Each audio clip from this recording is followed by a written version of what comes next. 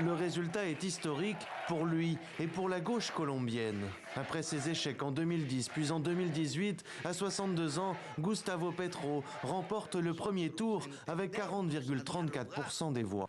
Nous voulons inviter toute la société colombienne à faire un vrai changement. Un changement vers l'avant, un changement constructif. Un changement qui nous permettra une nouvelle ère beaucoup plus prospère. Un résultat qui positionne favorablement la gauche pour le second tour de l'élection présidentielle. C'est une première dans l'histoire du pays. Guerriero dans sa jeunesse, économiste et ancien maire de Bogota, à la tête d'une coalition de partis progressistes appelée Pacte historique, Gustavo Petro a pour colistière Francia Márquez, une afro-colombienne au discours féministe et antiraciste. Son accession à la vice-présidence serait là aussi un revirement dans la politique colombienne, traditionnellement dominée par les mêmes élites.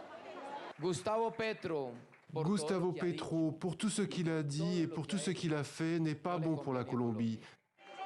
Abasourdi, la droite traditionnelle enregistre une défaite inédite. Alors qu'il faisait figure de principal opposant à la gauche, le candidat Federico Gutiérrez arrive en 3e position avec moins de 24% des voix. Pour les observateurs, les conservateurs paient leur gestion économique du pays et l'attitude du gouvernement sortant lors du mouvement social de l'année dernière.